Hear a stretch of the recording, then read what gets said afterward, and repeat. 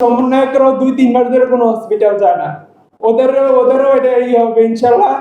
ওরা কেন যাইতেছে না বা কেন ওদের নিতেছে না? ওরা কাদের টাকা চলতে আছে? সাজিদে নিজের পকেটে একটা ভিডিও দেখাচ্ছে যে আমরা পকেটে 120 টাকা নিয়ে আন্দোলন করি, আর ওরা তোরা 24 আওতা দামি মানি ব্যাগ এগুলো ইউজ করতে, আমাদের আওতাদের টাকা দিয়ে তোরা ইউজ করতেছ। আমি আন্দোলনে সম্পৃক্ত হই 16 জুলাই থেকে। তখন 16 জুলাই আমরা শনিয়াকা যাত্রাবাড়ি এরিয়াতে আমরা আন্দোলন করি। 17 তারিখে আমরা এদিকে করে আমি 19 তারিখ শুক্রবার তখন আমাদের কদমতলী থানা থেকে অজস্র গুলি করছে। আমার নিজের চোখে থেকে আমি 17 জনরে রয়্যাল হসপিটাল আর রূপসী বাংলাতে নিজে নিয়ে যাই। নেওয়ার পরে মানে ওই দিন গেল 89 জন শুধু কদমতলী থানাতে গুলিবিদ্ধ হয়। কতজন 89 জনের ভিতর মারা গেছে একমাত্র আল্লাহ ভালো জানে, বা আমি 17 জন নিচে ওইখান থেকে কয়জন বাঁচছে এটা আমি নিজে বলতে পারবো না। আমি 20 তারিখে যাত্রাবাড়ি ফ্লাইওভার উপরে যখন আমরা ওইখানে শান্তিপূর্ণভাবে আন্দোলন করতেছিলাম, তখন যাত্রাবাড়ি থানার পুলিশ, তখন ওইখানে আবার বিজিবিও ছিল। আমার আর এখানে একটা কথা হলো, বিজিবি হচ্ছে বাংলাদেশের বর্ডার পাহারা দিবে। তারা কেন আমাদের আন্দোলনের ভিতরে এসে গুলি করবে? তারা বর্ডারে পাহারা দিবে, তারা ইন্ডিয়ানে গুলি করে না কেন? বিএসএফ এর গুলি করে না? আমাদের এত মা বোনের গুলি করে বর্ডারে মারতেছে, ওইখানে পারে না কেন? দেশের জনগণের উপর তাদের গুলি করে। তাদেরকে এই দায়িত্ব কে দিছে? আমি নিজেও 19 তারিখে 20 তারিখে আমার পিছনে ছিঁড়েগুলো অনেকগুলো লাগে, আমার এগুলো আমি বার করছি বা করছি। এরপর আমি 21 জুলাই শনিয়াকাতে আপনার ফুটওভার ব্রিজের কাছে আমি গুলিবিদ্ধ হই। ওখানে আমরা একসাথে 3 জন গুলিবিদ্ধ হই।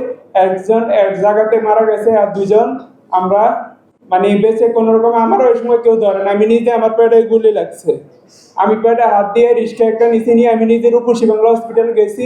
ওইখানে আমার এক ভাইয়ের সাহায্য করে ওইখানে আমি নিজে ওইখানে ইয়ে করে পর আমার পিতা মাতা বা আমার ওয়াইফের ফোন দিয়ে আমি ঢাকা মেডিকেলে আমার নেওয়া হয়।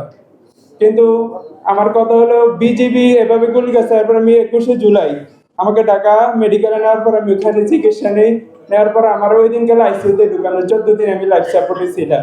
এবং আইসিইউতেও ছাত্রলীগের সেক্রেটারি ইনান, ওই মানে নিষিদ্ধ ছাত্রলীগের সংগঠন ইনানের নেতৃত্বে আইসিইউতে হামলা চালানো হয়। ওই সময় অনেকে মারার চেষ্টা করে, কিন্তু আল্লাহর রহমতে ওইখানে নার্স বা ডাক্তারগুলো যারা ছিল তারা খুবই ভালো ছিল, তাদের কারণে আমরা বেঁচে যাই, নিতে আমাদেরকে আইসিইউতে মেরে ফেলা হতো।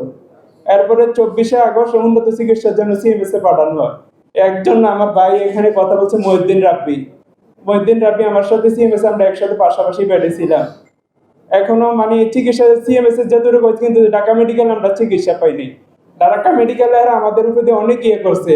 আমরা ওই এখনো ঢাকা মেডিকেলে 100 এর ভিতরে 90% আমলিকের দোষর ডাক্তার এখনো আছে। ওইগুলারে ওইখান থেকে বের করতে হবে, এবং ইসলাম বিরোধী ওইখানে লোক আছে ওদেরকে ওইখান থেকে ইয়ে করতে হবে। আমি বর্তমান তত্ত্বাবধায়ক সরকারের কাছে এতটুকু আবেদন যে আমাদের যারা আহত ভাই আছে তাদের যাতে সুচিকিৎসা হয়েছে। এরকম দিন আরাফাত মানে ঢাকা সিএমএস একটা ছেলে মারা গেছে আমার বেডের সাথে, ওই আরাফাতের বলে যেদিনকে মারা গেছে এরপরে তিনি করে বিদেশে উন্নত চিকিৎসার জন্য নিয়ে যাওয়ার কথা ছিল, তবে মারা যাওয়ার আগে নিল না কেন? এর আব্দুল্লাহ মারা গেল, শহীদ মিনারি হলো, ওদেরকে এর আগে নেয় না কেন? মারা গেলে এখানে উন্নত চিকিৎসার জন্য বিদেশে নেওয়া হবে। আমি এতটুকু, এবং আমাদের উপদেষ্টা আছে 2 জন যাদের নেতৃত্বে সবাই আন্দোলন করছে।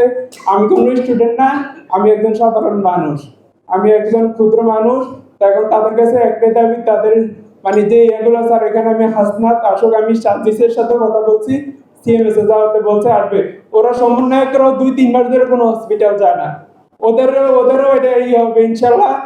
ওরা কেন যাইতেছে না বা কেন ওদের নিতেছে না? ওরা কাদের টাকা চলতে আছে? সাজিদে নিজের পকেটে একটা ভিডিও দেখাচ্ছে যে আমরা পকেটে 120 টাকা নিয়ে আন্দোলন করি, আর ওরা তোরা 24 আওতা দামি মানি ব্যাগ এগুলো ইউজ করতে, আমাদের আওতাদের টাকা দিয়ে তোরা ইউজ করতেছ। তোরা আমাদের রক্ত বেচে, তোদের কিছু হয় না, আমাদের রক্ত বেচে তোরা এখন খাইতেছ, কিন্তু আমাদের খোঁজ খবর নেস না। 3 মাস হয়েছে আমি সিএমএস এ একটা 4 মাস থেকে 3 মাস, 1 মাসের ভিতরে মানে একবার গেছে, 3 মাসও যায় নাই। কিন্তু এখানে বলে হাসনাত আসবে, আমি শুনছি ওর কাছে এটাও ধরা হবে। কেন খবর নেওয়া হয় না? কেন এখন আহত? আমরা টাকার লেগে কেউ আন্দোলন করি নাই। যখন আন্দোলনে গেছি তখন কেউ বলে না যে আমাদেরকে টাকা দিবে। আমরা আন্দোলন করছি যারা ইসলাম বিরোধী কাজ করে যারা দেশ বিরোধী কাজ করে, ভারতের মানে রাজতন্ত্র কায়েম করতে চায়, তাদের বিরুদ্ধে আন্দোলন করছি। কারো কাছে স্বপ্ন পূরণ, কারো আনন্দের উপলক্ষ, আবার কারো জীবন পাল্টে দেওয়ার মুহূর্ত, কখনো জীবন বাঁচাতে সর্বোচ্চ গতিতে উড়ে চলা, কারো আবেগের শেষ মুহূর্ত, আপনজনের শেষ বিদায়ে শামিল হওয়া। এমন সব ইচ্ছে পূরণে সর্বনিম্ন ভাড়ায় দ্রুতগতির বাহন প্রবাসীর হেলিকপ্টার। আপনার প্রয়োজনে যোগাযোগ করুন আমাদের হটলাইনে।